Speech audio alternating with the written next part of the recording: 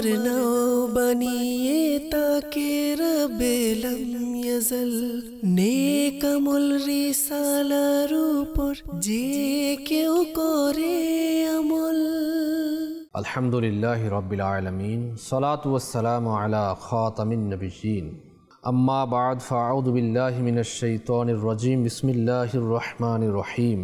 আসসালাতু ওয়াসসালামু আলাইকা ইয়া রাসূলাল্লাহ ওয়া আলা আলিকা ওয়া আসহাবিকা ইয়া হাবিবাল্লাহ।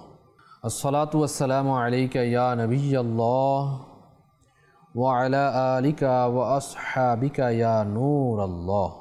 মাদানী চ্যানেল বাংলা দর্শক শ্রোতা, আল্লাহ পাকের পছন্দনীয় বান্দা নামক অনুষ্ঠান নিয়ে আরও একবার উপস্থিত হয়েছি। দূরে এবং কাছে, দেশ এবং প্রবাসী যারাই আমাদের সঙ্গ দিচ্ছেন, পরবর্তীতে দেখবেন, সকলকে জানাই অনুষ্ঠানে স্বাগতম। আসুন শুরুতেই আমরা ভালো ভালো কিছু নিয়ত করে নিই। জামে সগীরের মধ্যে এসেছে, নিয়তুল মুমিনি খায়রুম মিন আমালিহি। রাসূল পাক সাল্লাল্লাহু আলাইহি ওয়াসাল্লাম ইরশাদ করেন, মুসলমানের নিয়ত আর আমল অপেক্ষা উত্তম। প্রত্যেকটি ভালো কাজের শুরুতে আমাদের ভালো ভালো নিয়ত করে নেওয়া উচিত, কেননা এই ভালো নিয়ত বান্দাকে জান্নাত পর্যন্ত পৌঁছিয়ে দেবে। আসুন আমরা নিয়ত করি আল্লাহ তো রসুল সাল্লাল্লাহু আলাইহি ওয়াসাল্লামের সন্তুষ্টি অর্জন এবং সওয়াব অর্জনের নিয়তে শুরু থেকে শেষ পর্যন্ত আল্লাহর পছন্দনীয় বান্দা অনুষ্ঠান দেখব। শিক্ষণীয় বিষয়বস্তু নিজে শিখব, অন্যের নিকট পৌঁছিয়ে সওয়াবের ভাগিদার হব ইনশাআল্লাহুল কারীম। যখনই সল্লু আলাল হাবিব শুনব, তখন যে কোনো একটি দুরূদ শরীফ পাঠ করব, কেননা দরুদে পাকের অগণিত ফজিলাত এবং বারাকাত রয়েছে। শেখে তরিকাত আল্লামা ইলিয়াস আত্তার কাদরি দামাত বরকাতুন আলিয়ার বিশ্ববিখ্যাত কিতাব ফয়জানে সুন্নাত এর 619 নম্বর পৃষ্ঠার মধ্যে তিরমিজি শরীফের দ্বিতীয় খণ্ড 27 নম্বর পৃষ্ঠা হাদিস নম্বর 484 থেকে একটি হাদিসে পাক নকল হয়েছে। প্রিয় নবী রসুল আরবি হুজুরপুর নূর সাল্লাল্লাহু তাআলা আলাইহি ওয়া আলিহি ওয়াসাল্লাম ইরশাদ করেন, নিশ্চয়ই কিয়ামতের দিন মানুষদের মধ্যে আমার সবচেয়ে নিকটবর্তী সেই হবে যে আমার উপর সর্বাপেক্ষা বেশি দরুদ শরীফ পাঠ করবে। সল্লু আলাল হাবিব সাল্লাল্লাহু তাআলা আলা মুহাম্মদ সাল্লাল্লাহু তাআলা আলাইহি ওয়া আলিহি ওয়াসাল্লাম। সালাতুম ওয়া সালামুন আলাইকা ইয়া সাইয়্যিদি ইয়া রাসূলুল্লাহ সাল্লাল্লাহু আলাইহি ওয়া আলিহি ওয়াসাল্লাম। দর্শক শ্রোতা, আমরা বিগত পর্বগুলোতে বিভিন্ন বিষয়বস্তু নিয়ে আলোচনা করেছি, যে আমলগুলো আল্লাহ পাকের পছন্দনীয় বান্দাদের মধ্যে পাওয়া যায়। আজকেরও আমরা এমন একটি বিষয় নিয়ে আলোচনা করব যা আমাদের জন্য খুবই জরুরি রয়েছে, বিনয় ও একাগ্রতা। দীর্ঘ একটি আলোচনার বিষয় এটি। বিনয় এবং একাগ্রতার যদি নিয়ে আলোচনা করা হয় প্রাথমিক পর্যায়ে, তাহলে এই বিনয় এবং একাগ্রতার স্থান হলো অন্তর, আর অঙ্গ প্রত্যঙ্গ এর প্রকাশ স্থল। বিনয় অর্জিত হওয়া আল্লাহ পাকের অনেক বড় নেয়ামত, যার মধ্যে বিনয়, একাগ্রতা, খুশু এবং খুজু নসিব হয়ে যায়। আপনি যেই আমল করুন না কেন, এর মধ্যে বিনয় থাকতে হবে, এর মধ্যে একাগ্রতা থাকতে হবে। যদি এগুলো না থাকে, তাহলে আপনার এই আমলটা পরিপূর্ণ হলো না। আল্লাহ ওয়ালাদের মধ্যে আল্লাহ পাকের পছন্দনীয় বান্দা যারা ছিলেন, তাদের মধ্যে, তাদের দিলের মধ্যে, অন্তরের মধ্যে, প্রত্যেকটা আমলের মধ্যে বিনয় ছিল এবং একাগ্রতা ছিল, যার দরুন আল্লাহ পাক রাজি হয়েছেন, আল্লাহ রসুল রাজি হয়েছেন সাল্লাল্লাহু আলাইহি ওয়াসাল্লাম, এবং তাদের মর্তবা আস্তে আস্তে করে আল্লাহ পাকের দরবারে বেড়েই চলছে। তো বোঝা গেল বিনয় এবং একাগ্রতা এটা আমাদের জন্য খুবই জরুরি একটা বিষয়। শয়তান প্রথমত তো বান্দাকে নামাজ থেকে বিরত রাখে। যদি তবুও বান্দা নামাজ পড়া শুরু করে, তাহলে বিভিন্ন ধরনের দুনিয়াবি বিষয় মনে করিয়ে দিয়ে নামাজের রূহ অর্থাৎ বিনয় ও একাগ্রতা নিঃশেষ করে দেয়। এখানে যদি আমি সঠিকভাবে একটু ভালোভাবে আপনাদেরকে বোঝাতে চাই, তাহলে আমরা যে ইবাদত করি, যেমন আমরা 5 ওয়াক্ত নামাজ আমাদের উপর ফরজ করেছেন মহান রব তাআলা, রোজা রাখার জন্য বলেছেন, আরও অন্যান্য ইবাদত রয়েছে। তো শয়তান কি করে?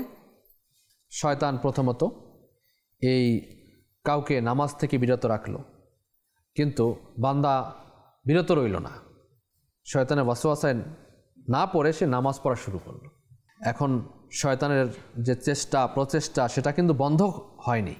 শয়তান এখন এই নামাজের খুশু এবং খুজু, বিনয় এবং একাগ্রতা কিভাবে নিঃশেষ করে দিবে সেই চেষ্টা সে করে, যেন নামাজের মধ্য থেকে বিনয় চলে যায়, নামাজের মধ্য থেকে একাগ্রতা চলে যায়, নামাজের মধ্য থেকে সকল কিছু চলে যায়।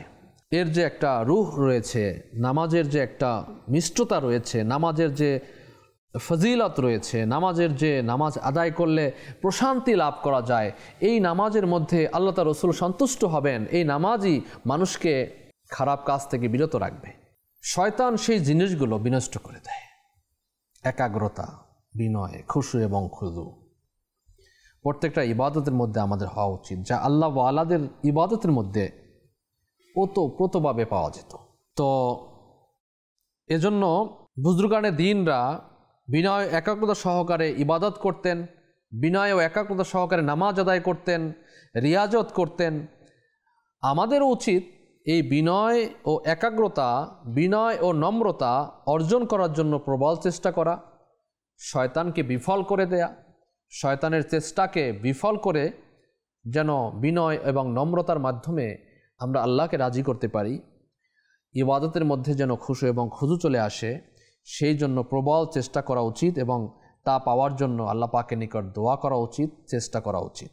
প্রিয় নবী সাল্লাল্লাহু আলাইহি সাল্লাম কিছু দোয়াও করতেন, আমাদেরকে সেই দোয়াও শিখিয়েছেন। যেমন দোয়া করতেন, হে আল্লাহ, আমি সেই অন্তর থেকে তোমার নিকট আশ্রয় প্রার্থনা করছি যে অন্তর একাগ্রতা অবলম্বন করে না। নবী রাহমাত সাল্লাল্লাহু আলাইহি ওয়াসাল্লাম আরও দোয়া করতেন, আল্লাহুম্মা ইন্নী আউযু বিকা মিন সালাতিল লা তানফাউ। হে আল্লাহ, আমি তোমার আশ্রয় প্রার্থনা করছি সেই নামাজ থেকে যা উপকার দেয় না। এভাবে করে আরও দোয়া করতেন, হে আমার প্রতিপালক, আমাকে তোমার অধিক কৃতজ্ঞ, তোমাকে অধিকারে স্মরণকারী, তোমার প্রতি অধিক ভীত, তোমার একান্ত অনুগত, তোমার জন্য একাগ্রতা অবলম্বনকারী, তোমার দরবারে অত্যধিক ক্রন্দনকারী এবং মনোযোগী বানিয়ে দাও। রাহমাতুল আলামিন শফিউল মুজনিবিন সাল্লাল্লাহু আলাইহি ওয়াসাল্লাম আরও দোয়া করতেন, হে আল্লাহ, আমি তোমার আশ্রয় প্রার্থনা করছি সেই ইলম থেকে যা উপকৃত করে না, সেই অন্তর থেকে যা একাগ্রতা অবলম্বন করে না, সেই নফস থেকে যে পরিতৃপ্ত হয় না, সেই দোয়া থেকে যা কবুল হয় না।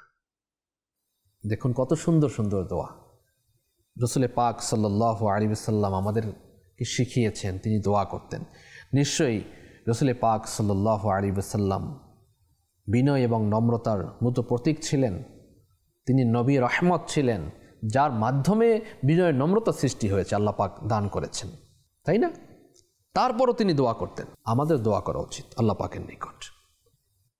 আল্লামা আব্দুর রউফ মুনাবি রহমতুল্লাহ তাআলা আলাইহি প্রিয় নবী সাল্লাল্লাহু আলাইহি সাল্লাম এর ৩ নং দোয়া এর আলোকে বলেন, আল্লাহ পাকের দরবারে সেই ইলম দ্বারা যা কোনো উপকার দেয় না এবং সেই অন্তর দ্বারা যা একাগ্রতা অবলম্বন করে না। একত্রে বলার উদ্দেশ্য এটাই যে ইলমে নাফে অর্থাৎ উপকারী জ্ঞান দ্বারা অন্তরে একাগ্রতা সৃষ্টি হয়। ইলমে নাফে উপকারী জ্ঞান, যেই জ্ঞান আপনাকে আমাকে, যেই ইলম আপনাকে আমাকে উপকৃত করবে। অনেক জ্ঞানতি রয়েছে, যারা মানুষকে ধোঁকা দেয় তাদেরও তো এটা জ্ঞান, তাই না? যারা ওজনে কম দেয় তাদেরও তো মেকানিজম এটা, ওজনে কিভাবে কম দেয়া যায়। যারা পেট্রোল পাম্পে পেট্রোল কম দেয় তাদেরও তো এটা মেকানিজম কিভাবে করেছেন যে ওজনে কিভাবে কম দেয়া যায়, এটাও একটা জ্ঞান। যারা চুরি করে তাদেরও একটা জ্ঞান। এভাবে করে প্রত্যেকটা বিষয়ে অর্থাৎ প্রত্যেকটা জ্ঞানই যে উপকৃত করবে বান্দাকে এরকম নয়। আল্লাহ পাকের নিকট উপকৃত জ্ঞান ইলমে নাফের জন্য দোয়া করা, নিজের জন্য, নিজের সন্তানের জন্য, পরিবারবর্গের জন্য, মুসলিম উম্মার জন্য। ইলমে নাফে কাকে বলে? মুজামুর রাসাইল ইবনে রাজব প্রথম খণ্ড 16 পৃষ্ঠার মধ্যে এসেছে, ইলমে নাফে অর্থাৎ উপকারী জ্ঞান হলো তাই যা অন্তরে প্রভাব সৃষ্টি করে এবং এতে আল্লাহ পাকের মারিফাত, পরিচয়, মহত্ব, ভয়, সম্মান এবং ভালোবাসা পূর্ণ করে দেয়। এবং যখন এই বিষয়সমূহ অন্তরে ধীর হয়ে যায় তখন অন্তরে খুশু, একাগ্রতা সৃষ্টি হয় আর অন্তরের অনুসরণে সকল অঙ্গ প্রত্যঙ্গকেও একাগ্রতা অবলম্বন করে। তাহলে বোঝা গেল ইলমে নাফে উপকারী জ্ঞান এটা একাগ্রতা সৃষ্টির একটা মাধ্যম, নম্রতা সৃষ্টির একটা মাধ্যম। সৈয়দুনা সাহাল বিন আবদুল্লাহ তুস্তারি রহমতুল্লাহি তাআলা আলাইহি বলেন যে ব্যক্তির অন্তরে একাগ্রতা থাকে শয়তান তার কাছেই আসে না। আল্লাহু আকবার। তাহলে একাগ্রতা তা আল্লাহর জন্য, একমাত্র খোদা তাআলার জন্য, মহান রব তাআলার জন্য নম্রতা অবলম্বন করা, বিনয়ী হওয়া, একাগ্রতা হওয়া, ইবাদত করা। যদি আপনি বিনয় ও একাগ্রতা সহকারে নামাজ পড়তে চান তবে সর্বপ্রথম গুনাহ থেকে দূরে থাকতে হবে। গুনাহ একাগ্রতার পথে অনেক বড় বাধা। গুনাহে লিপ্ত থাকা অবস্থায় একাগ্রতা অর্জন হতে পারে না। যদি অন্তরে নম্রতা ও একাগ্রতা আনতে চান তবে অধিকারে নেকি করতে হবে, এবং একটি মহৎপূর্ণ নেকি হলো কোরআনে পাকের তিলাওয়াত। তিলাওয়াতের কারণে অন্তর নরম হয়। তাছাড়া মানুষের সাথে ভালো ব্যবহার করাও অন্তর নম্র হওয়ার কারণ হয়। এক ব্যক্তি রাসূল পাক সাল্লাল্লাহু আলাইহি ওয়াসাল্লাম এর দরবারে অন্তরের কঠোরতার ব্যাপারে অভিযোগ করল। তখন তিনি সাল্লাল্লাহু আলাইহি ওয়াসাল্লাম ইরশাদ করলেন, যদি তুমি চাও যে তোমার অন্তর নম্র হয়ে যাক তবে তুমি মিসকিনদের খাবার খাওয়াও এবং এতিমদের মাথায় হাত বুলিয়ে দাও। আল্লাহু আকবার। মাকতাবাতুল মদিনার একটি পুস্তিকা ইহতিরামে মুসলিম এর 12 থেকে 13 নম্বর পৃষ্ঠায় রয়েছে যে শিশুর ছোট অবস্থায় বাচ্চার বাবা মারা যায় তাকে ইয়াতিম বলা হয়। যখন ছেলে প্রাপ্তবয়স্ক এবং মেয়ে প্রাপ্তবয়স্কা হয়ে যায় তখন ইয়াতিমের বিধান শেষ হয়ে যায়। ইয়াতিমের সাথে সুন্দর আচরণ করারও অনেক সওয়াব রয়েছে। যেমনটি রাসূল পাক সাল্লাল্লাহু আলাইহি ওয়াসাল্লাম ইরশাদ করেন, যে ব্যক্তি ইয়াতিমের মাথায় শুধুমাত্র আল্লাহ পাকের জন্য হাত বুলিয়ে দেয় তবে যতগুলো চুলের উপর তার হাত অতিবাহিত হলো প্রতিটি চুলের বিনিময়ে তার জন্য নেকি রয়েছে। এবং যে ব্যক্তি ইয়েতিম মেয়ে বা ইয়াতিম ছেলের প্রতি দয়া করবে আমি এবং সে জান্নাতে দুটি আঙ্গুলকে একত্রিত করে বললেন এভাবে থাকবে। সুবহানাল্লাহ, আল্লাহু আকবার। আল্লাহ ওয়ালাদের অবস্থা দেখুন, কিভাবে আপনার অন্তরের মধ্যে আল্লাহ তাআলার বিনয় আসবে, একাগ্রতা আসবে, ইয়াতিমদের খিদমত করা, তাদের মাথায় হাত বুলানো, মিসকিনদেরকে খাবার খাওয়ানো, অনেকগুলো কাজ। আল্লাহু আকবার। প্রিয় নবী সাল্লাল্লাহু আলাইহি ওয়াসাল্লাম ইরশাদ করেন, ইয়াতিম ছেলে হলে তবে তার মাথার উপর হাত বুলিয়ে সামনের দিকে নিয়ে আসো এবং শিশুর বাবা থাকলে হাত বুলিয়ে গর্দানের দিকে নিয়ে যাও। সুবহানাল্লাহ। আচ্ছা, এখন আসুন এই অন্তরের মধ্যে নম্রতা, বিনয়ী এবং একাগ্রতা আমরা সৃষ্টি করার জন্য অনেকগুলো বয়ান শ্রবণ করেছি। এখন আসুন যে উম্মুল মুমিনিন হযরত সাইয়্যিদাতুনা আয়েশা সিদ্দিকা রাদিয়াল্লাহু তাআলা আনহা এর নিকট একজন মহিলা অন্তরের কঠোরতার ব্যাপারে অভিযোগ করলে তিনি রাদিয়াল্লাহু তাআলা আনহা বলেন, মৃত্যুকে অধিকারে স্মরণ করো, তোমার অন্তর নম্র হয়ে যাবে। যখন সেই মহিলা এরূপ করল তখন তার অন্তর নম্র হয়ে গেল। অতএব সে উম্মুল মুমিনিন হযরত সাইয়্যিদাতুনা আয়েশা সিদ্দিকা রাদিয়াল্লাহু তাআলা আনহা এর কৃতজ্ঞতা জ্ঞাপন করল। তাহলে বোঝা গেল অন্তর কঠোর হলে একাগ্রতার মধ্যে নিয়ে আসার জন্য আপনাকে আমাকে কি করতে হবে?